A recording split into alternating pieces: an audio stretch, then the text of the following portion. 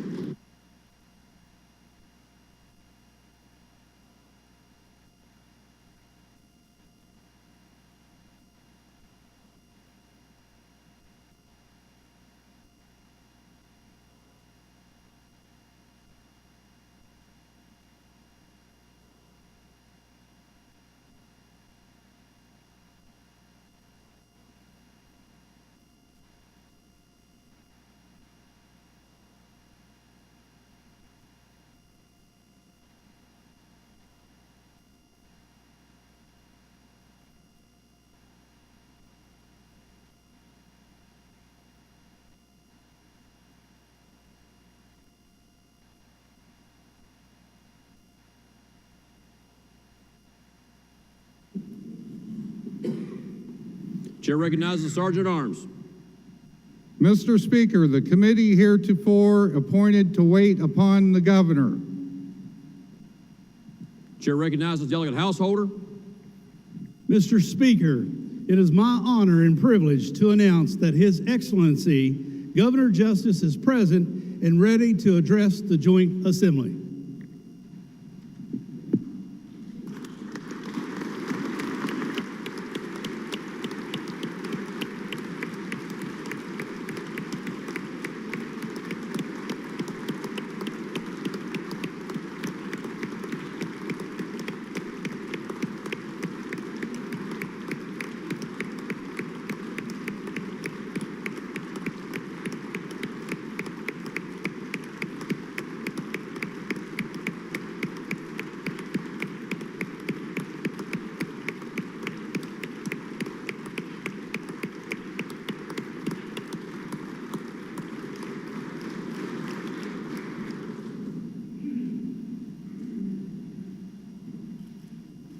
Ladies and gentlemen, the Governor of the great state of West Virginia, the Honorable Jim Justice.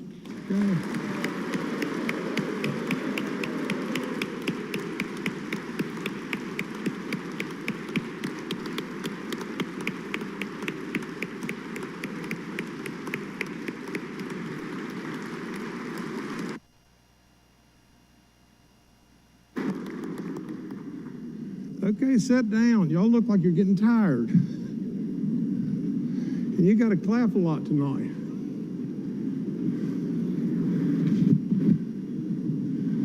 Oh, me.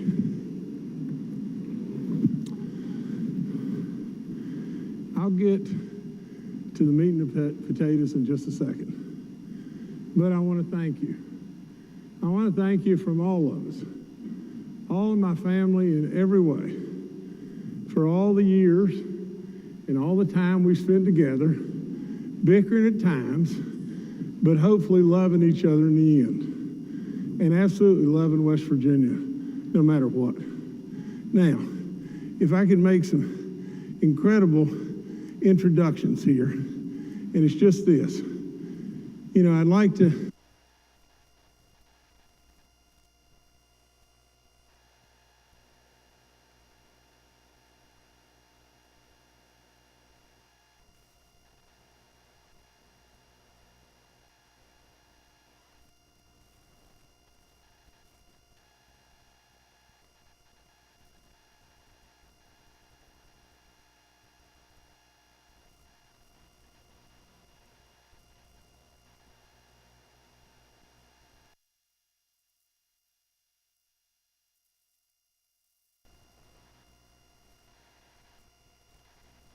secretary, but in thinking about it, maybe I should, you know, because of all the great work that they do all the time. You know, we have 3 new secretaries: the Secretary of Health, the Secretary of Human Services, and the Secretary of Health Facilities. You know, so if Sherry Young Cynthia Pursley and Mike Caruso would stand up, and maybe you could give them a round of applause.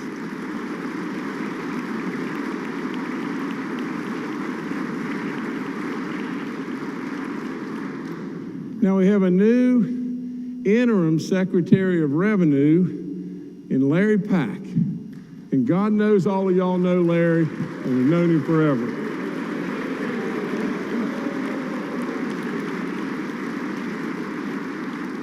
Our Secretary of Administration, Mark Scott. Our Secretary of Homeland Security, Mark Chisora. Our Secretary of Transportation, Jimmy Riston. Our Secretary of Veterans Assistance, Ted Diaz. And our Secretary of Economic Development, Mitch Carmichael. Please give them a round of applause, please.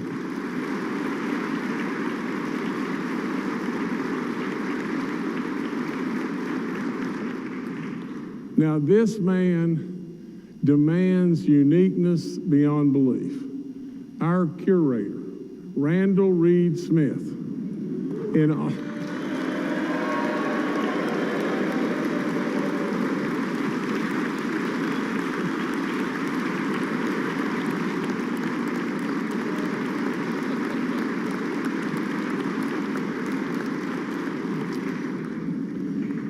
I'm going to hustle along here because we've got a lot to talk about tonight. Our Secretary of Tourism, Chelsea Ruby. Our Secretary of our DEP, who's doing a phenomenal job, Harold Ward. And our Secretary of Commerce, James Bailey. Please give them a round of applause.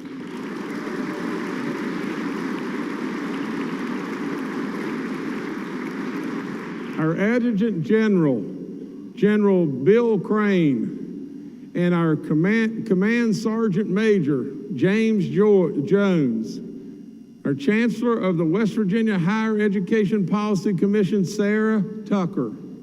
And our Commissioner of our Bureau of Senior Services, Denise Worley. And last but not least, our Director of our Herbert Henderson Office of Minority Affairs, Jill Upson. Please give them a big round of applause.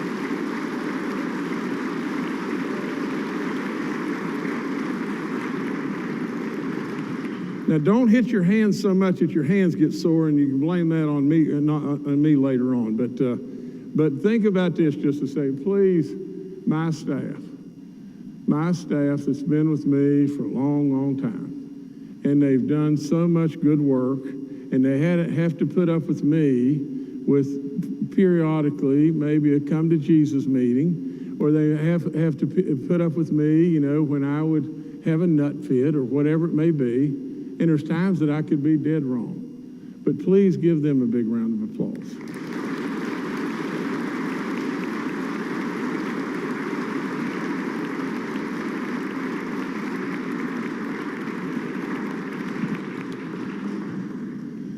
Now, our Supreme Court, our Chief Justice, Tim Armstead, Justice Beth Walker, Justice John Hutchinson, Justice Haley Bunn, and Justice William Bill Wooten. Please give them a giant round of applause.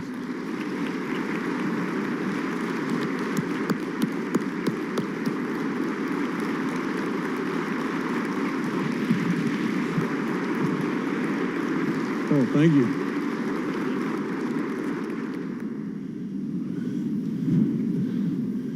I have to tell you this, but John Hutchinson looks so innocent, doesn't he? Now, just think about this. We were practicing basketball at Woodrow Wilson in the year I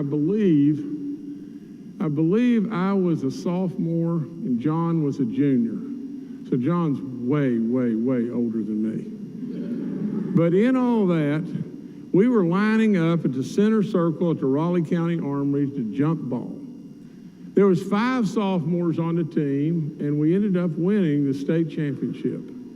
But with all that being said, those 5 sophomores, 1 of 15, were just ground fodder. Absolutely, we just got run over every single day. And in this situation, I truly did. Because as the ball was thrown up, John wheeled around at warp speed and hit me right in the nose with his head. My nose broke in 3 places. Blood was going everywhere. And the coach was screaming, "Justice, get off the damn court." So anyway, Brother John, I'll never forget that. Our constitutional officers from our left, our Attorney General, Patrick Morrissey. Please give him a big round of applause.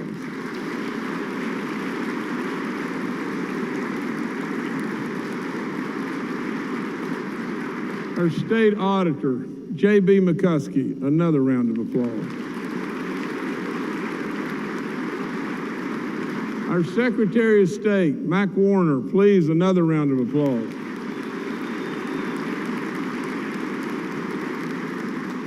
Our Commissioner of Agriculture, Kent Leonhardt, same.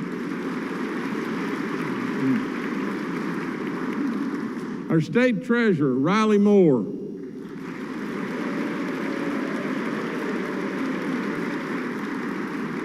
And our State Superintendent of Schools, Michelle Blatt.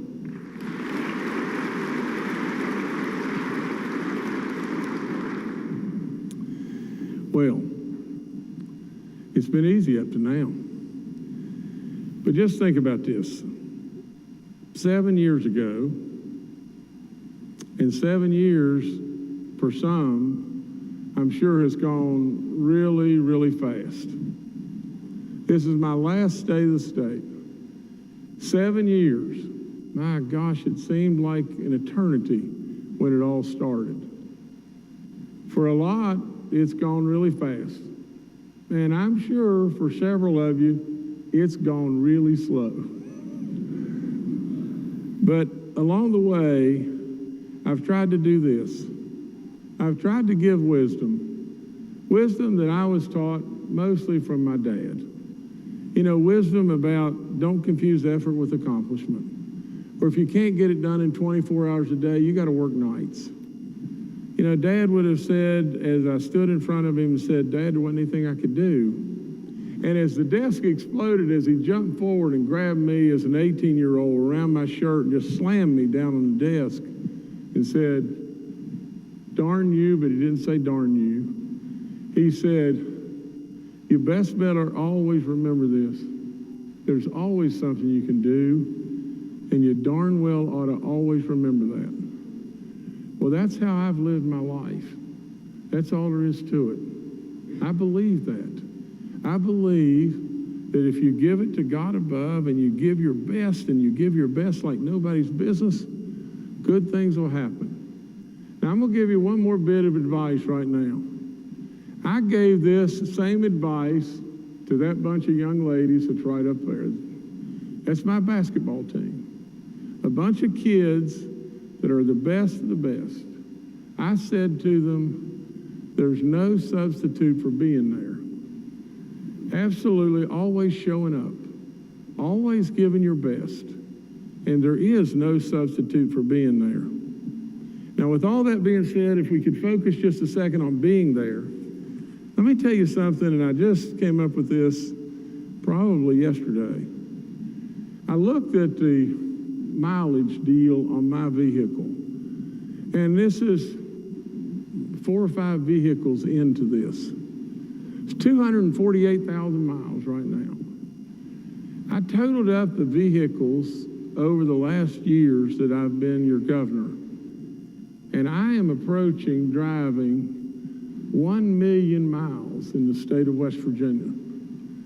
1 million miles. I do it on my dime, and I do it proudly because I really think that I'm here to serve. Now, just think about it. Well, what is 1 million miles? Do you realize that if we left here right this minute and we headed to the Pacific Ocean in California, I could have done that 500 times. 500 times on the mileage that I have spent traveling all across this unbelievable state. Now, if I would absolutely just tell you just this, along the way, maybe I'm different. Maybe I'm the guy that's not crazy about spending your money. Maybe I'm the guy that's really not crazy about having a party every other night. Or maybe I'm the guy that's not crazy about flying in your aircraft. Can you imagine? I've been in your helicopter one time. One time. I am crazy about just this. I'm crazy about serving. You know, our forefathers stepped up, and I think an awful lot of you are doing exactly the same thing. You're on the cusp right now of being away from your families for all practical purposes for 60 days. And what you're paid is nothing. Absolutely, at the end of the day, I can't thank you enough. Now, I'll tell you, this job at times can be pretty doggone tough. And there's days that it's plenty lonely. And there's days that you're tired and you feel beat up. And lo and behold, out of the clear blue sky, you know, there's more and more days that you see families that are devastated with floods or whatever it may be, and there's not maybe anything you can do. You absolutely see our heroes that are the first that we all call, that maybe we've lost. And you sit briefing after briefing after briefing, and you read the names of 7,000 plus people that we've lost. Now, we don't read the names, do we? We read the age and the sex and the county. It was terrible. Absolutely terrible. Because I know so well what each and every one of those families were going through. It was really tough. I see the pain at times that my family has. And I would tell you just this, though. 1,000 times over, I'd do it again. And 1,000 times over, they would too. Now, let me just read a couple lines to you.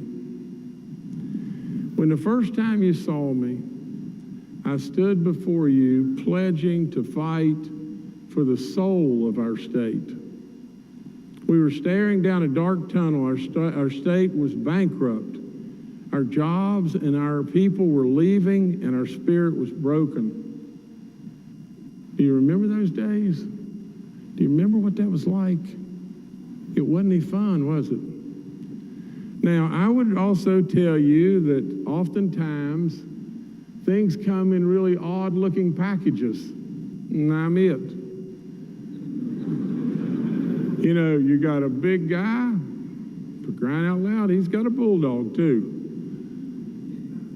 With all that being said, the big guy brought whiteboards in the beginning.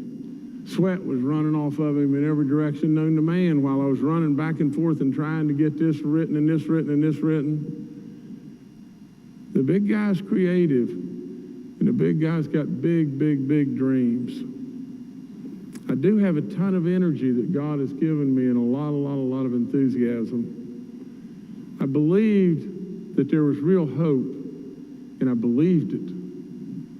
I believed first and foremost, overwhelmingly, that God above was at play in all of our hearts, right here with us, each and every day.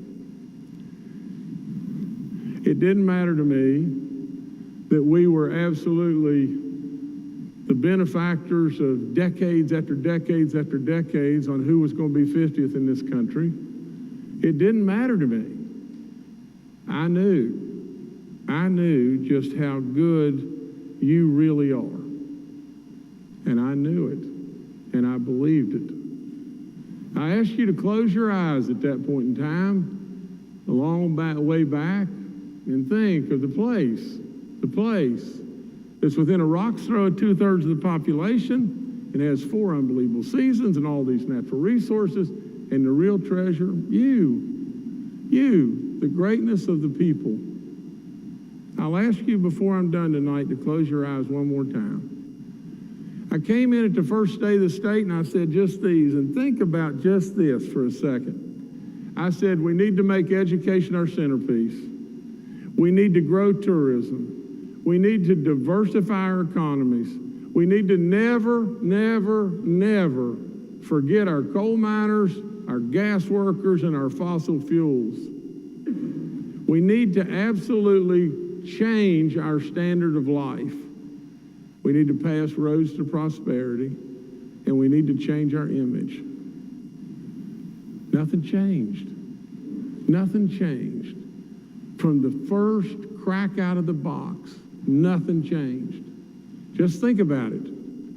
You know, we absolutely stepped up to the plate in regard to education. We sure got a long ways to go.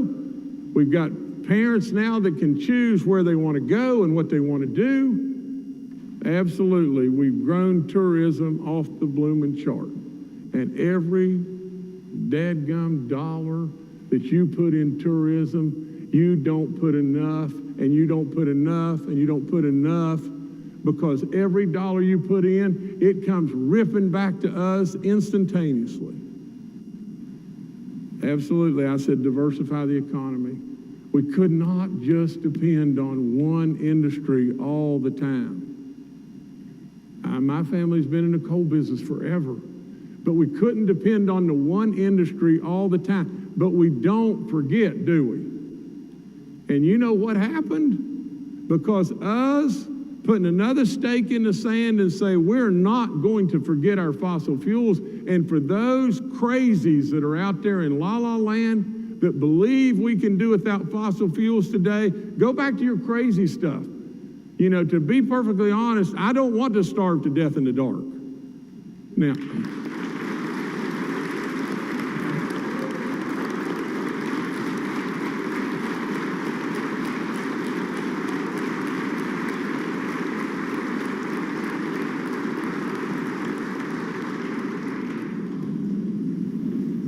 when you're thinking about standard of life, you got to be thinking about two things. About people coming to West Virginia, what do they ask? How's the schools? How the roads? How's the schools? How the roads? Over and over and over and over and over, the same thing. Well, think about it. Granted, our schools have got a ways to go. Granted, we do. But you know, I think you should always, never forget just this. Jim's in the schools all the time. All the time. Why would I tell you anything but the truth? I challenge the media every day, over and over and over and over and over. Find something that knowingly I've told you is not true. Politicians do it nonstop. Find something that Jim Justice has told you that's not true. You can't do it. You can't do it. Now, with all that being said, think about that standard of life and think about our schools. Now, here's the next thing I'll absolutely challenge you to do. Go pick a school. I don't care what the school is. Pick a middle school. Pick an elementary school. Go to the school. Walk into the 4th grade class. Do this. Please do this. Walk into the 4th grade class, and it may be Miss Lily's class, and ask Miss Lily to come out in the hall and leave her out in the hall just a second. Go back in and say to the kids, what do y'all think of Miss Lily? And I'll bet you overwhelmingly they say, we love Miss Lily. And then go out and ask Miss Lily what she thinks of her students, and you'll get the same answer. And then go downtown and say, what do you think of Cameron Elementary School? What do you think of Peyton City? What do you think? And here's the answer. We love our school. We love our school. And it means everything to our community. And we got stuff to improve. But for God's sakes a living, if the kids love the teacher and the teacher loves the kids and the community loves the school, we got a lot going on in a good way too. Our roads to prosperity launched us. And we had, whether you liked it or didn't like it, we had to change our image. Today, of all things, and if I could say it in slang, who could have ever thunk it? Think about it. In world travel magazines, in countries so far away we don't even have any idea where they are, they're saying West Virginia is the place you ought to go. You're seeing it all around you. You're seeing it everywhere. Absolutely, we're a different place today. With all that together, what happened? Then the rocket ship took off, didn't it? Now, I'm going to read just a couple more lines to you. We've climbed that mountain together. We've pulled the rope together. Every step of the way, and the view from the top is breathtaking. Think about that. If I could just touch on just a couple more. It all started, like I said, with the Roads to Prosperity program. You know, our roads are anything but just steel and concrete. The roads absolutely are arteries that are pumping life back into our very towns and cities. Every mile we pave is a mile closer to new horizons, to jobs that are coming home, and to families that can stay home. And speaking of families, we stepped up. We stepped up for our troopers. We stepped up for our teachers and our public servants. We absolutely stepped up when they were having a tough time. We delivered pay raise after pay raise. Our schools now have new life. Our streets are safer, and our state runs like a well-oiled machine at this time, pumping out pride and not desperation. Remember the taxes we paid, the regulations that burden our businesses. We slashed them together, all of us. We cut the red tape, and what happened? Businesses are absolutely booming, and jobs are multiplying. And West Virginia has become a magnet for dreams, not dust. Our revenue surpluses have reached heights that nobody could have ever dreamed of. That's all there is to it. And we're returning those dollars to you. But it's not all about dollars and cents, is it? When it really boils right down to it, it's about the soul of this state. We protected our coal miners, our gun rights, and our unborn babies. I could not be more proud.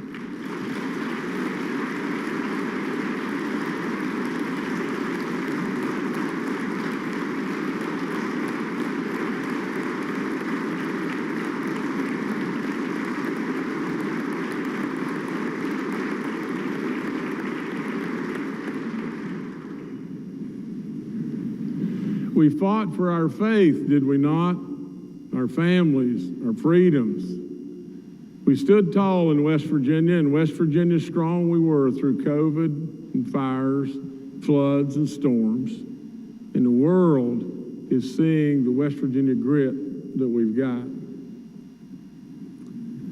Now I'm going to lay aside what we've done, because my dad would say to me over and over and over, again, at one time, believe it or not, I was skinny and had brown hair, and I was a hotty-totty golfer. I won our state junior amateur a couple of times, and I went all over the place playing in tournament after tournament with Sam Snead. It was something. He actually thought I was a pretty good player. With all that being said, my dad would have said to me 1,000 times, son, the only shot in golf that matters is the next shot. If your last shot went dead in the middle of the swamp, what can you do about it? If the last shot was a hole-in-one, what does it matter? The only shot in life, in many situations, is the next shot. And so with that being said, I would say to you, we're a long ways from being done in West Virginia.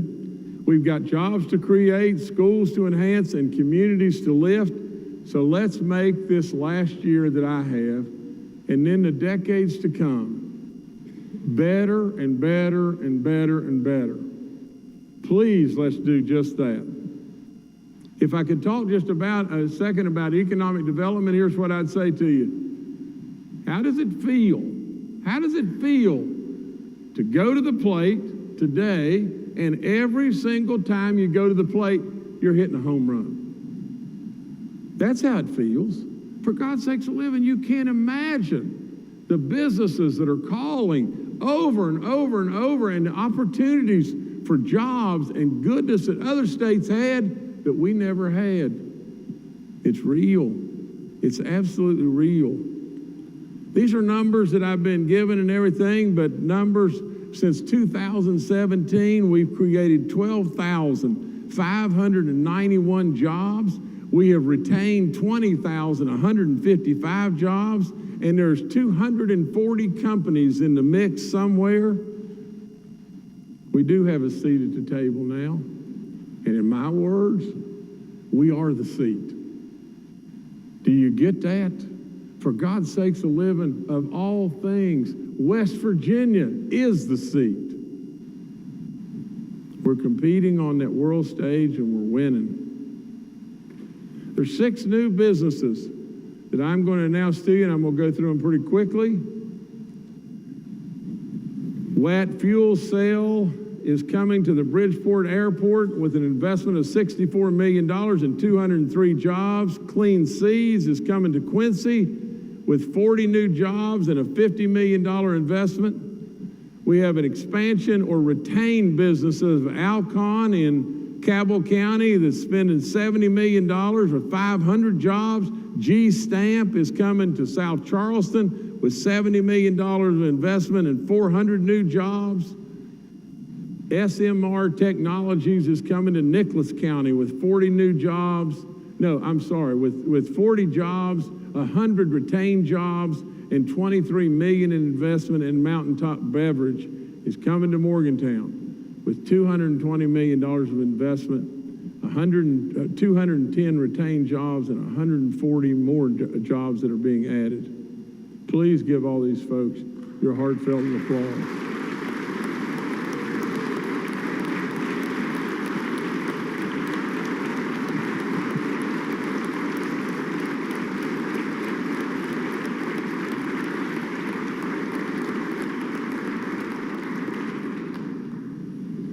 Amazon is coming to West Virginia again, but this time Amazon is coming with AWS.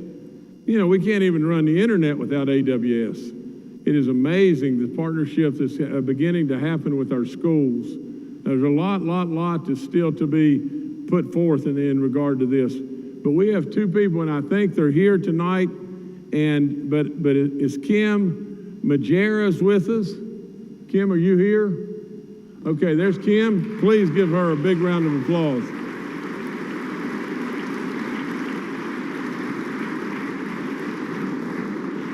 And Faisal Hanafi, is he here? There he is.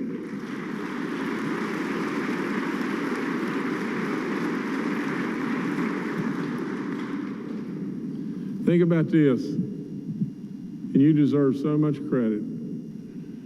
Tax cuts. We've cut taxes in West Virginia 23 times since I walked in the door. 23 different times. And delivered on the biggest tax cut in state history, hands down. I would tell you just this. The faster that we can get rid of the taxes on the individuals, the better we'll be. You can't...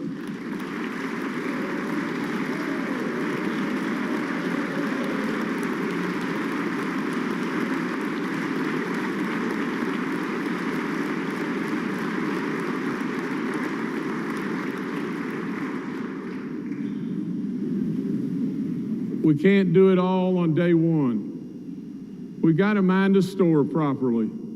That's all there is to it. You got to mind the store properly. You can't do it all on day one. But it doesn't mean that we don't see the beacon and we don't drive ourselves there as fast and as hard as we can possibly go to get there. Tonight I'm proposing 2 more. I'm proposing the total elimination of Social Security tax on all.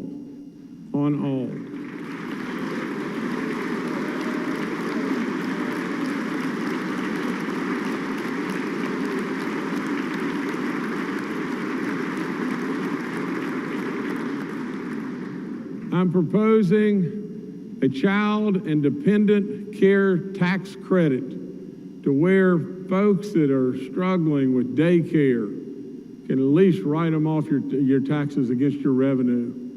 We need this, and we need this very badly, and we need it right now.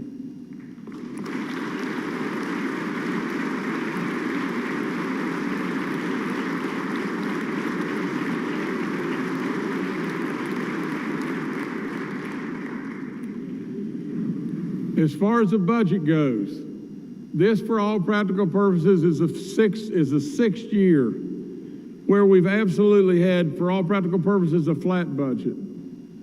You know, I want to say this, and I say this pretty profoundly. You know, I don't want to sound braggadocious about anything, but my administration does not believe in growing government.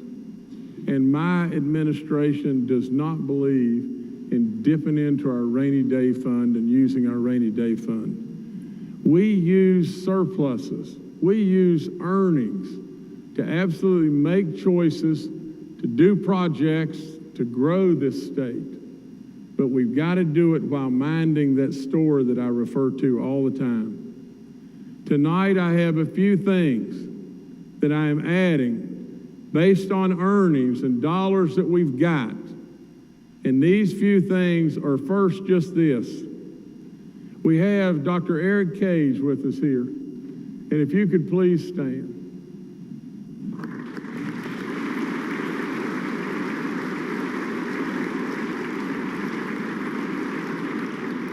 This may surprise you, but absolutely that is one whale of a school in my book. And I absolutely grew up and cut my teeth from a business standpoint, running an ag operation, and it grew and it grew and it grew. We need a state-of-the-art ag lab. And I am proposing we put $50 million in a new state-of-the-art ag lab and locate it at West Virginia State University.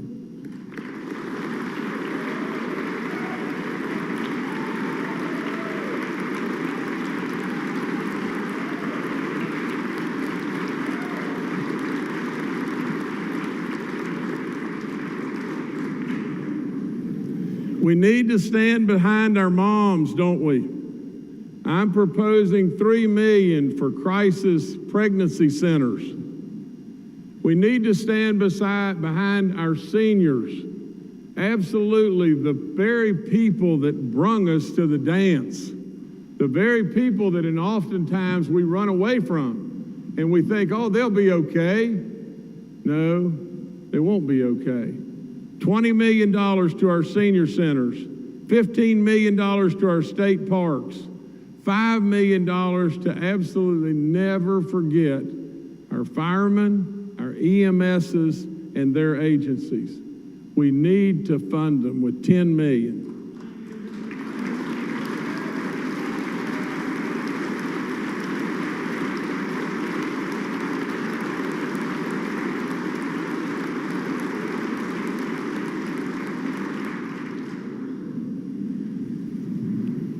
This is a pile of money. But we have grown this state to have a pile of money. So instead of just sitting there stirring in a pile of money, let's put the money at work. Let's make the money work for us. $2 million for the very, very people that we owe everything in life to the state's veterans home. $5 million for seed money to start charter schools. $150 million is a gigantic investment to the school building authority. $50 million for flood resiliency. You know, I've gone over and over and over and seen bad things happen, and maybe they didn't cost all the money in the world, and the folks absolutely didn't qualify for FEMA, and there they were. There they were with the inloader at the end of the street, picking up all their memories and everything and throwing them in the back of a dump truck, and off they went. It's tough, really tough. And when you've got to just sit there and put your arm around them and say, there's nothing I can do, then I think about Dad. Absolutely, there's always something you can do. And this will help a lot of folks. You know, our West Virginia hospitals all across our land step up for us over and over and over and over and over. I know this is not all the money in the world, but I want to propose that we spend $100 million, listen to all of our hospitals, let probably Ann Erling figure this out, because Ann can make $3 go from here to Texas and back.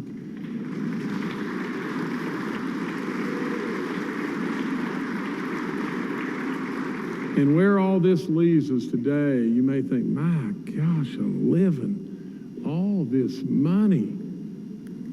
Where this leaves us today is with $310 million in the income tax fund and $1.2 billion in the rainy day fund, $1.5 billion in this state, it still leaves us right where I said, mind the store.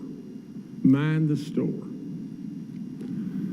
So, I want to put $10 million back in the Posey Perry Fund, because we have now spent $9.5 million of the $10 million we had last year. In some way, somehow, all of you have got to realize, and all you've got to do is go with Kathy Justice in Communities and Schools, or whatever. All you've got to do is go to the school.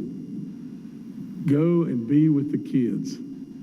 And what you're going to see is you're going to see in a lot of situations that maybe, just maybe, it may be the parents' fault. But the kids are suffering. The kids are hungry too.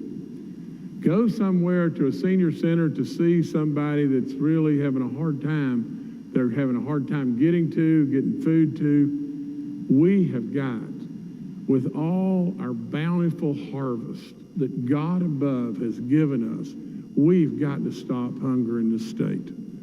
So I tell you just this. There's a man with us tonight. His name is Larry Lester. Larry works this food bank where my uncle, his name was Posey Perry. He was a coal miner. And after he retired from the coal mines, for 30 years, he died when he was 94. For 30 years, he worked the food bank at Huff Creek. 39. Is that Larry? Stand up, please.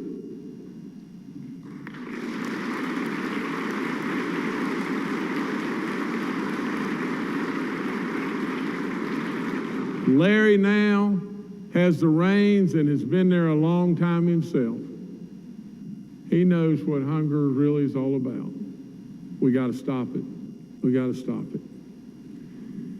I am proposing an across-the-board 5% pay raise for the fifth time, to all of our teachers and service personnel and all those in government.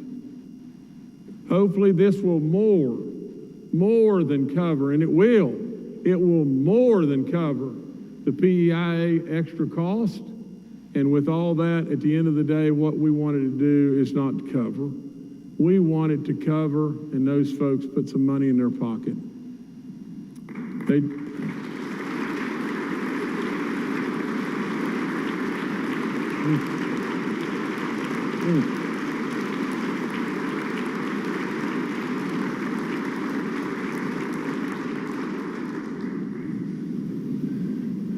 The EMS Answer the Call initiative.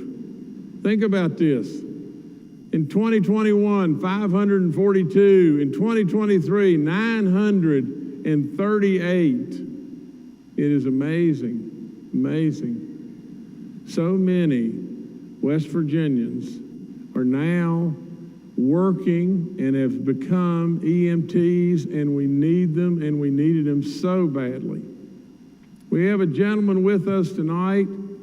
I am proposing that $10 million to where we can continue funding this through my budget, and this program is unbelievable. There's a fellow with us tonight. His name is Darren Crozier. And I want to read to you a quote that Darren said. And the glare on this has given me a little bit of a fit, but I'll hold it here. It says, "I'm so thankful to be a part of something like this, to see tax dollars going to the betterment of West Virginians. We do this because we love West Virginia and we love our communities. This training has helped me in so many ways. It gave me a career and great health benefits for myself, my wife, and my 3 children. This was very rewarding, and it taught me that I could learn again." Please give a great big round of applause to, again, one of our heroes, Darren Crozier.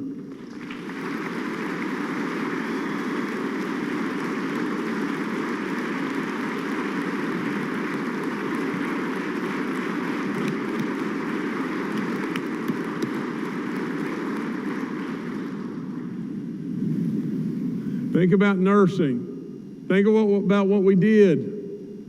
We decided, because we had extra dollars, we figured it all out and everything. We put $48 million into an absolute situation to be able to train and to retain and attract nurses to the state of West Virginia.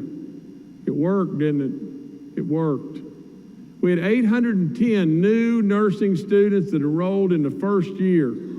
I am proposing that we add $30 million to this great program and continue the funding. And Genevieve, I think it's Lane Johnson, is with us tonight. And if you could give her a great big round of applause. She is a graduate. She is working at WVU Medicine Thomas.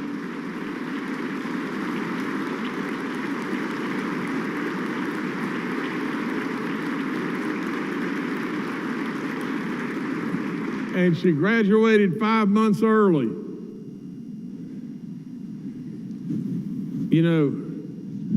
I can't ever say I graduated 5 months early.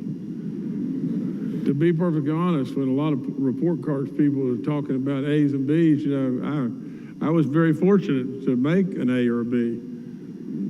Sometimes it wasn't an A or a B. Our foster care system needs us to continue to step up, doesn't it? That's all there is to it. The kids need us so badly. We made a move in dividing up DHHR. We have 3 great secretaries now. There's still tons of work to do. Tons and tons and tons of work to do. We need CPS workers. We need more dollars. There's been real improvement made. We've gone from vacancy numbers of 33% down to 17. We've gone from youth services workers from 45 needed that were vacancies to 9. Sounds great, doesn't it? But there's so much more to do. At the end of the day, we need to do all we possibly can to help these families and help these kids, and we're going to do it. Jobs and Hope is the same kind of story. First started out as Jim's dream, went to Jobs and Hope and everything. There's been 5,024 that have gone through the Jobs and Hope program and gotten jobs. 1,765 have gotten their driver's license back. 1,244 aren't on SNAP payments anymore. There's a fellow with us right now here tonight. His name is James Braswell. James was a graduate. James absolutely founded a solar design and installation company. A graduate. And founded a new company in the state and has hired 2 other additional people that went through Jobs and Hope. James, please stand. Let's give you a great round of applause.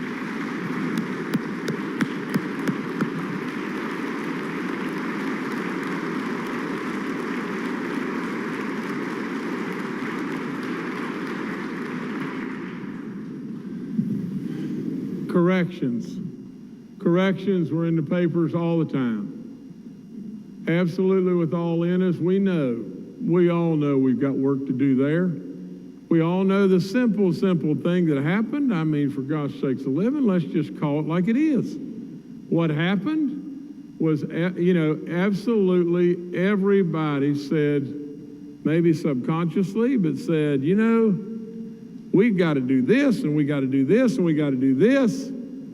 And those folks did bad stuff. And really, at the end of the rainbow, maybe they were the last that got fed. We got to do stuff. And so we have. We have tried to step up, and we've tried to do an amazing work right now. We have recently graduated 227 graduates that can now work in our jails all across the state. We are effective as we speak, downsizing the National Guard in our facilities. And it is my hope, beyond belief, that by the end of the summer, the National Guard will be out of our facilities, and we will have solved this problem in many ways. There's a corporal with us tonight. His name is James Hamilton. And absolutely, I congratulate him in many, many, many different ways. He worked at Mount Olive. He was in our National Guard, and then decided the pasture's greener somewhere else because of lots of different factors. And then all of a sudden, we had pay raises, and we pushed the right buttons here and there, and he's come home. And so he's doing great work, and absolutely he has been honorably discharged from the National Guard, and he's working full-time at Mount Olive, and he's with us tonight. So James, please stand wherever you are.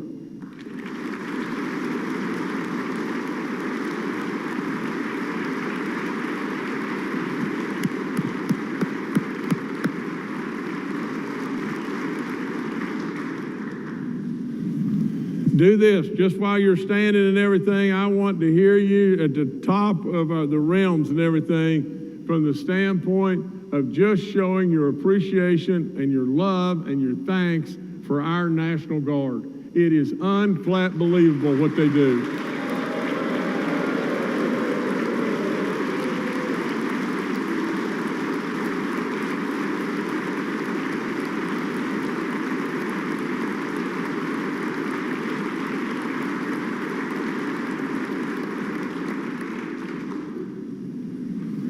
I've told you this a million times, but I've said over and over and over, we owe every single thing we have, everything we have, first and foremost to God above, but secondly to our veterans. We do, and all those that are serving in our active military today. This world today is a spooky place. That's all there is to it. But we have two people, Jamie and Jihan, and it's Springston. They absolutely came back and sought education, and they came back as veterans to West Virginia. Jamie is enrolled at Marshall right now, and he heads up the Student Vets chapter. Absolutely, these folks came back. Why did they come back? Or why did they pick, rather, West Virginia? I'll tell you why they picked West Virginia. They picked West Virginia because there's no personal income tax on their pensions. They absolutely picked West Virginia because they see us on a pathway to eradicating the income tax on them. We've made a big move at 21.25. We need to continue to make more and more and more moves. And they chose us. They could have gone anywhere. Absolutely, as they propagate this message through all the grapevines, it brings more and more super qualified people to us, our veterans. So Jamie and Jihan, wherever you are, please stand.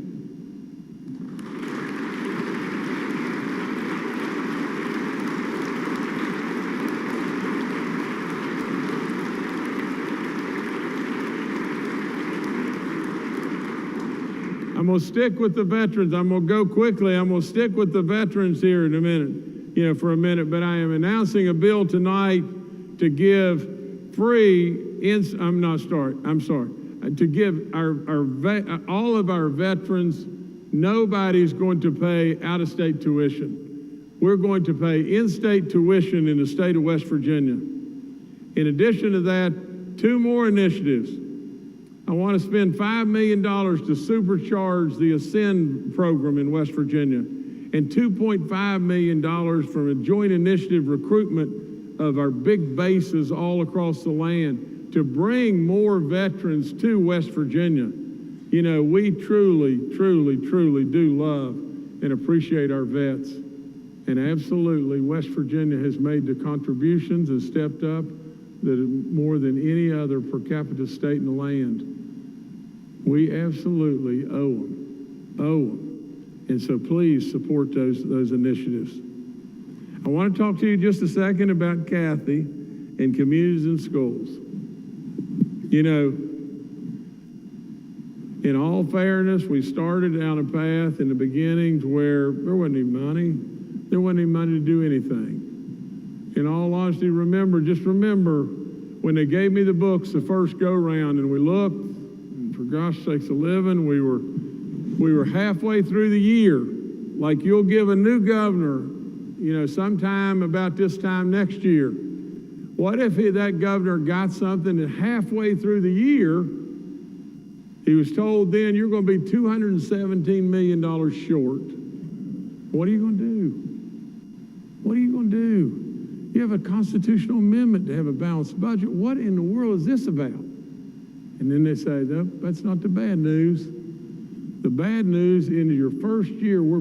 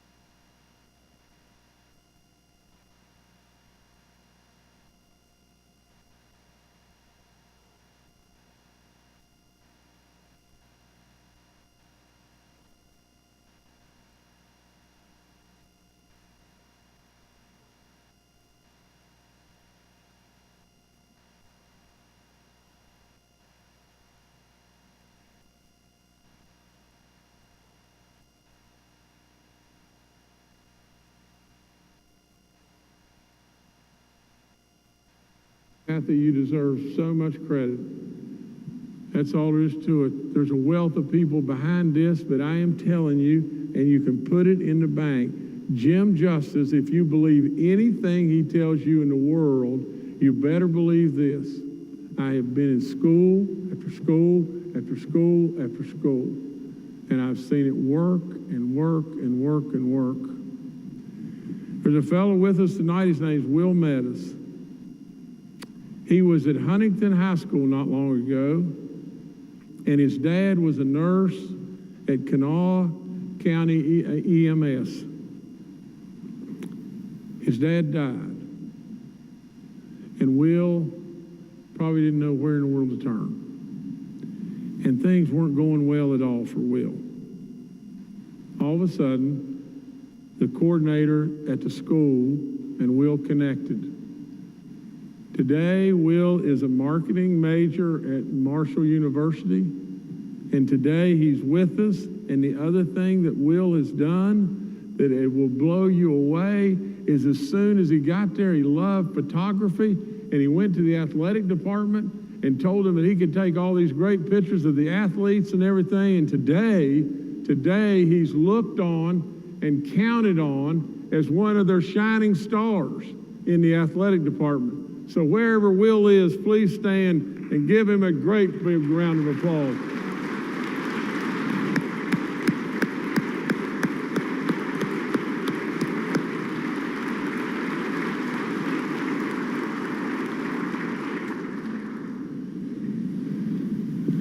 I'm calling and asking for you to continue to fund this effort.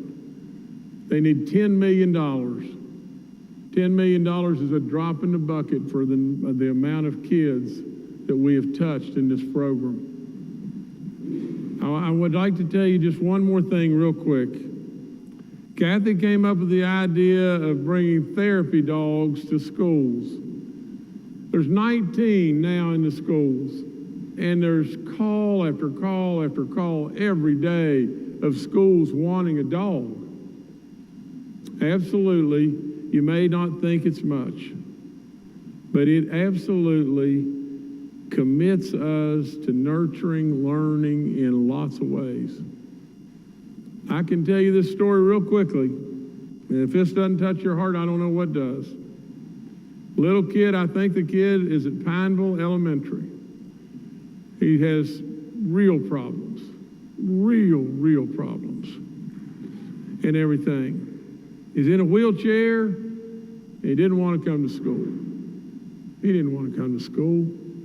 We were losing him in every way. He got a dog at the school. And he got the dog, all of a sudden he started coming to the school, and he'd read to the dog. This is a kid in elementary school. And then someone came to him and said, and he would hardly talk. And someone said to him, "How's your day today?" You know what his words were?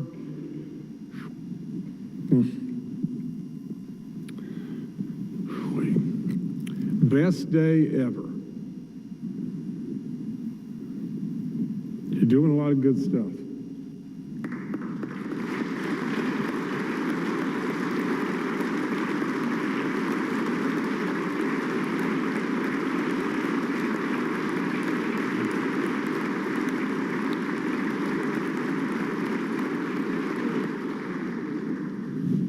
Our Teacher of the Year is with us tonight, Sharon Cole. She's a 34-year veteran educator, and she's teaching the second grade at Sarita Canova Elementary, and it is the first time we have a winner from Wayne County. If Sharon Cole could stand, please give her a giant round of applause.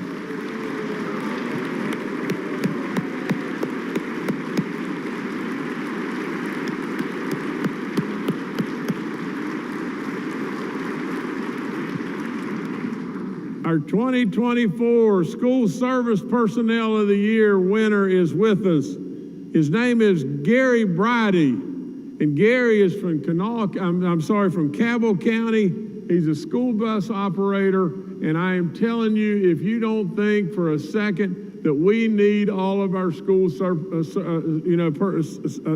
personnel, you're out in left field.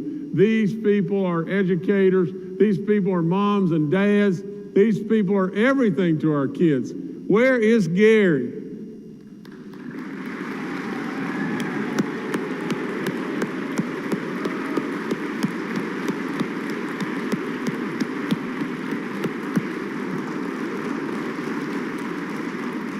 In the gallery, we have sponsors. Highmark, Blue Cross Blue Shield, and Toyota are with us and everything tonight. Are y'all here anywhere? Well, we're clapping for you anyway. No, there y'all.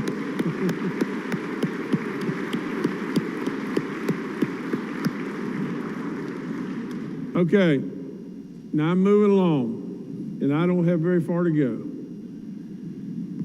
But I just tell you just this. Now I'm going to be really serious with you, and you know me, I don't blow smoke at many people. I don't have time to do it, and I don't know how to tell you this any more point blank than just this. High school sports in this state's really important. Really, really, really important. It binds communities together. It does all kinds of really good stuff. I know I know with the transfer rule and everything that you were trying to do the right thing, because we want choice. We want choice for our parents. I get all that. I get every bit of it. But if you won't watch out what's going to happen, and you got to listen to a guy now that's a coach.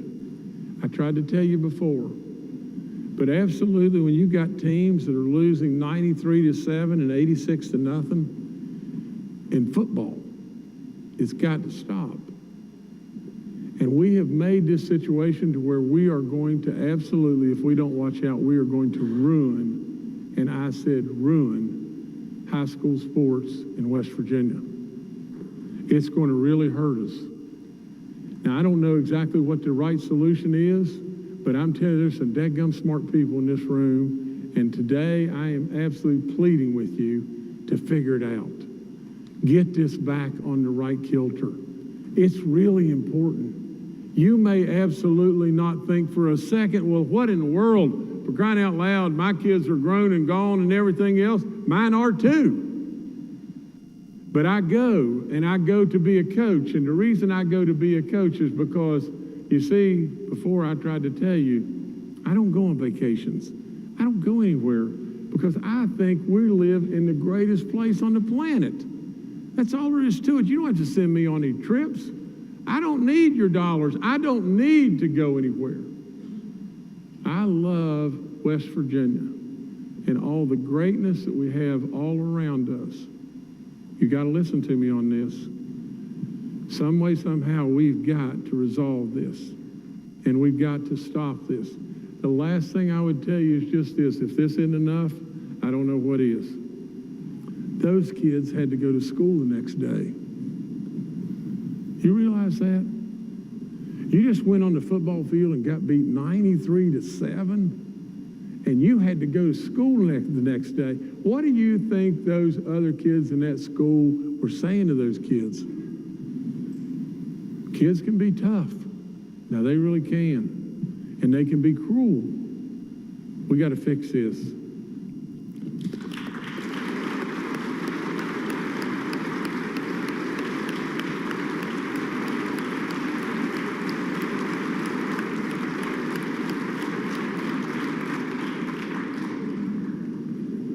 Helping kids, dual enrollment, 6,500 students have utilized. I am proposing $1.6 million of additional funding. I commend Fairmont State for stepping up and helping with our foster kids, giving an ability for, as high school students and everything, to come to Fairmont State and study and get college credits and everything. Over and over and over, so many people are stepping up. I'm really, really proud when we signed West Virginia Invest to have free community college. Since that time, 4,500 students have worked with that grant. It's good stuff. I'll talk to you just one second about dilapidated structures. You know, we passed Senate Bill 368. We've gotten rid of 500 structures that were just eyesores and problems and coke houses and whatever it may be. You've helped it. But in total, I think the DEP is projecting that we'll do another 1,500 or have 1,500 total. I don't know which exactly it is. By the end of the summer of 2025, we got a lot more. Every time we make this move, we make us better. That's all there is to it. We show ourselves off and make West Virginia shine even more. I got to talk to you just a second about tourism. Tourism, I mean, good gracious, I could talk till the cows come home. I said to you earlier, I said, anytime you're thinking about it, anytime you have the opportunity to spend $1 on tourism, especially with the great Secretary Chelsea Ruby at hand, if you could spend $1 on tourism, do it. The world has awakened. The world has awakened to all that's going on. I mean, just think, when I said close your eyes, one of the things, close your eyes, think of the 4 unbelievable seasons and the fact that 2/3 of the population of our country can drive to us in a day. Think about the money we spent on our state parks. Did it work? Are you kidding me? You can't hardly get in our state parks. And think about the celebration of a new state park that we have. Absolutely right there at Summersville. So much going on, it is unbelievable. In 2017, Chelsea told me we had 4 straight years of tourism spending dropping in West Virginia. Boy, has that ever changed. So Chelsea, wherever you are, thank you so much. Keep it up.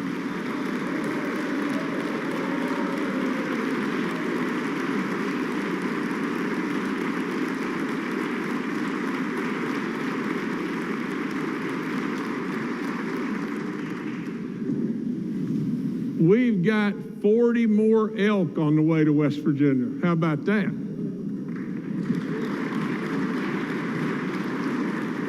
Now that's the really good news. There's some bad news with this. And this is not good.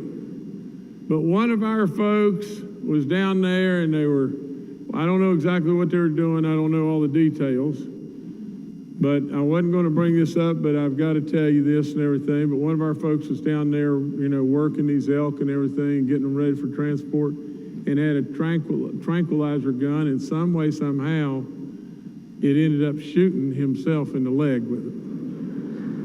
Now, that's not a good day, because the elk is a 500-pound animal, and you just took a tranquilizer dart for a 500-pound animal, and you may weigh 150 pounds. Not a good day at all. We were scared to death that we were going to lose him. We really, really thought we were going to lose him. And now I think I can report to you that he's in Nashville in the hospital, and he's doing pretty good. And I think it's going to be okay.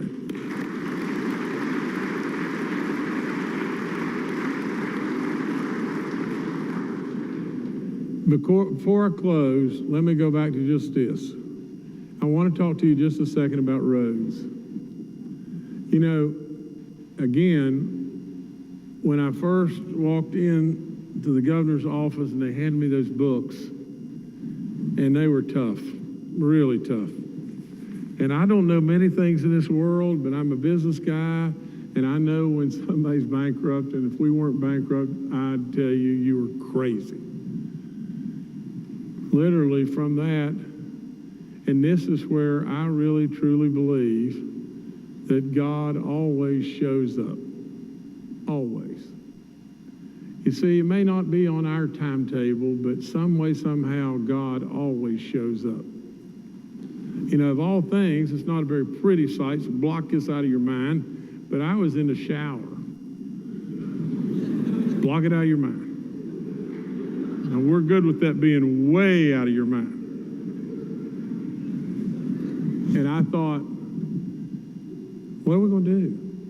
What in the world are we going to do? And then it just hit me. I said, wonder what it would cost every breathing West Virginian if we let every road job that we had, even remotely on the books, if we let them all go tomorrow. What would it cost? And that's where the idea of Roads to Prosperity started. And off we went. And absolutely, with that, whether it be the Grant Street Bridge or the bridges at Wheeling, whether it be just getting yourself to the convenient mart because you couldn't get there without tearing your car up before, it's unbelievable. Think about this number.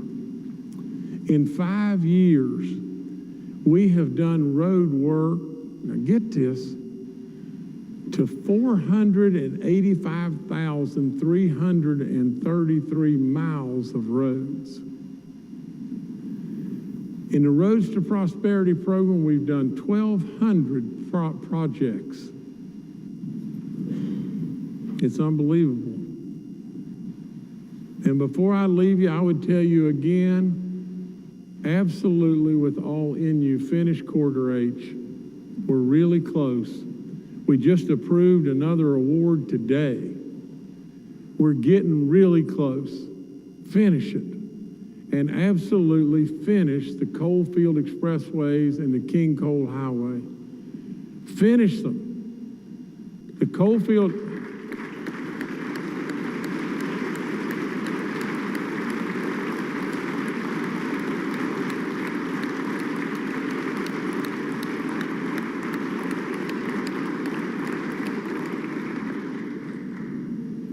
The Coalfield Expressway and the King Coal Highway will bring southern West Virginia the world. And quarter H, my gracious sakes of living, linking that up to DC and all the population and everything will bring us jobs like you can't imagine. Think about this just 1 second. In 2017, we very courageously came up and said, we're going to spend $1.4 billion. And then in 2020, it plummeted up another $5.1 billion. And by the end of 2023, it stood at $11.5 billion.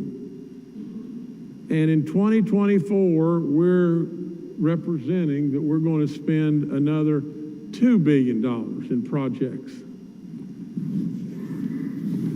Now, these men and women from our highway department, you know, I had to bring you something out here, but they have a banner, but get this, so in total, that's over $13.4 billion in cumulative infrastructure investment in West Virginia during my administration. And I want you to look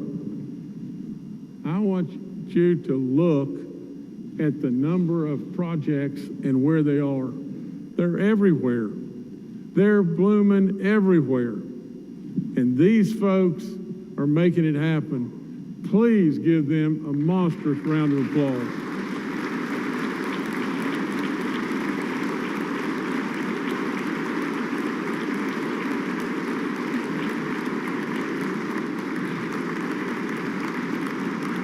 Good stuff. Good stuff. Now, I've been good up to now. I've been good up to now except a little kid at Pineville Elementary.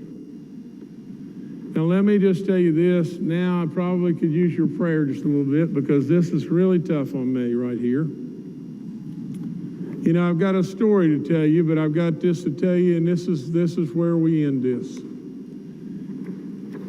You know, I'm a real believer, just like I said, that God always shows up. I've been so blessed. How in the world did I come up with the idea of Roads to Prosperity? How on earth did I come up with that? Do you think in any way that Jim Justice believes that he's good enough to have come up with that idea? No way. No way. In all honesty, I was given that idea. Absolutely, we have been blessed beyond all good sense. And we should absolutely always never forget that. Let me tell you a story real quick. My basketball team, most of them that are up there, y'all stand up.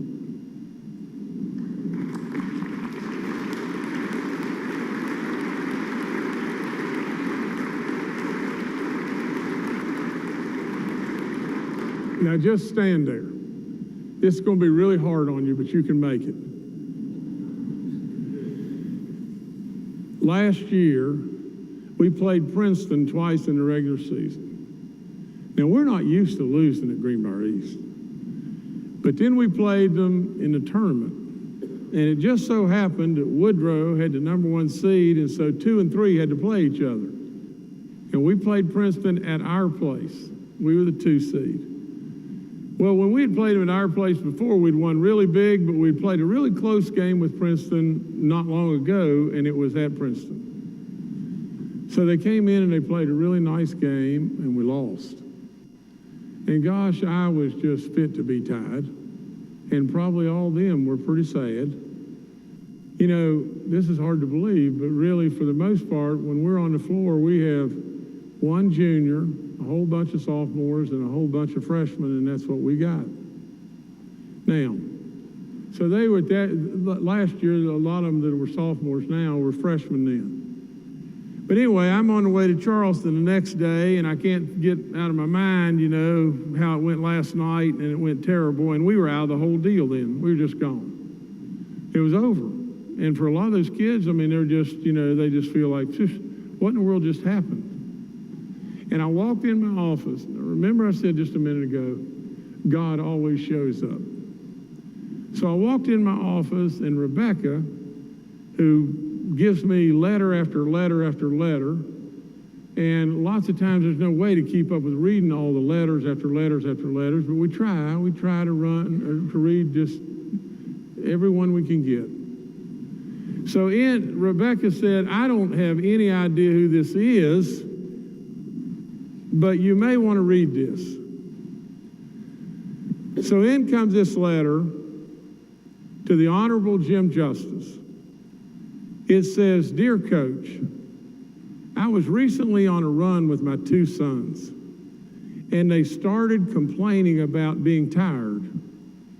When they asked if we could walk instead of run, I told them to keep sawing the wood.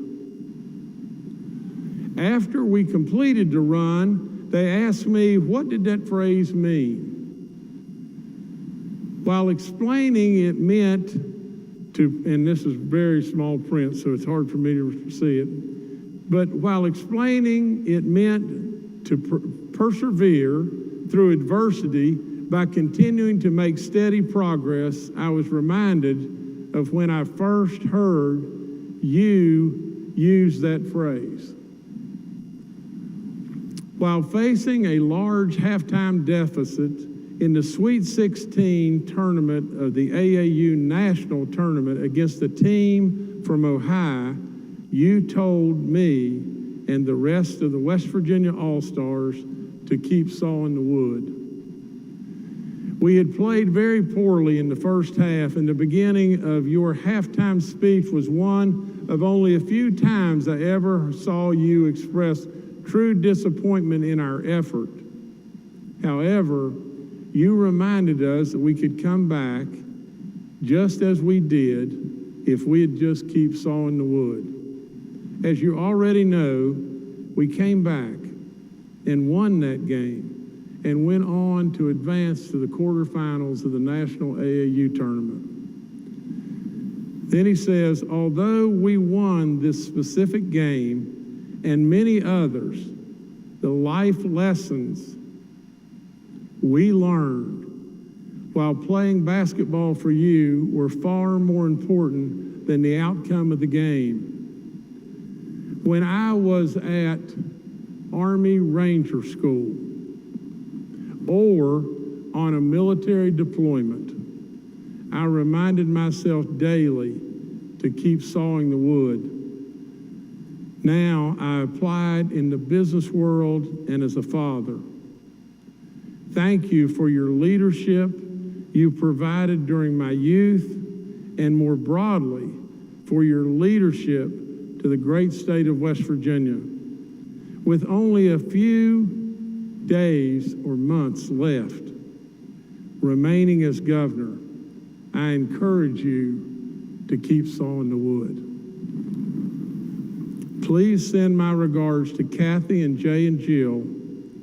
Below is my current contact information. If you would like to contact me, note I currently reside in Germany. I have with us tonight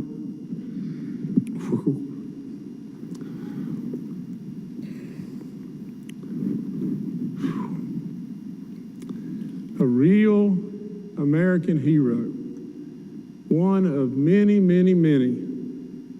A West Point graduate, Matt Fitzwater, and get this, he served as an Army officer in the Field Artillery Branch. He obtained the rank of captain. He completed 3 combat deployments to Iraq. He won the Bronze Star, or was awarded the Bronze Star, the Combat Action Badge, the Ranger Tab, the Parachute Badge, and the Air Assault Badge. It's amazing. I had not heard from Matt Fitzwater in 25 years. And there was his letter. And it stood for every single thing that I stand for. You see, I believe that God always shows up.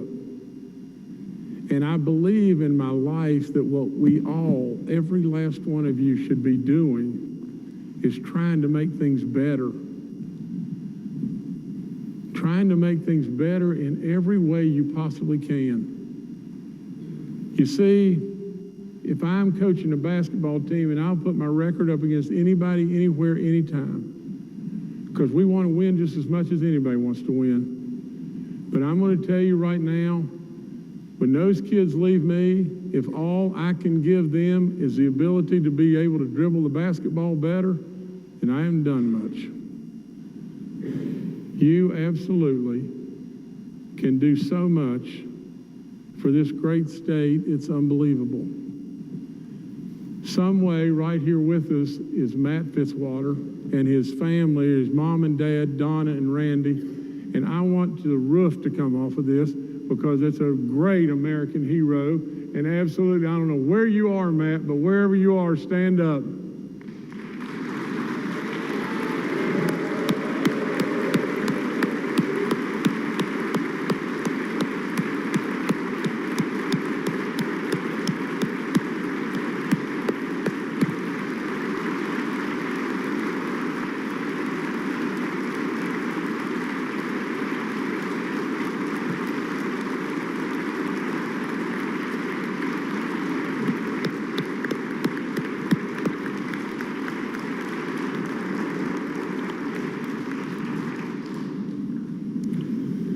Matt's team, a little ragtag bunch of kids from Beckley, West Virginia. Jay, one of them, my son right here.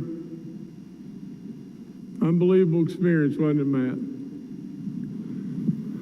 With all that being said, Matt was a point guard. With all that being said, I'll ask you right now to do what I asked you to do just a little while ago, or I told you I was going to ask you to do. I want you to just close your eyes just 1 second. Just 1 second. And imagine that place that abounds in natural resources beyond belief, like I said before, and is close to 2/3 of the population of the country, has 4 unbelievable seasons and the greatest people on the planet. But imagine a state that's booming, job after job, company after company, hope and belief beyond belief, travel guides that say West Virginia, of all places, is a place to be. And now open your eyes and know that place is us, is West Virginia. I would say to each and every one of you, keep sawing the wood. God bless you. Thank you.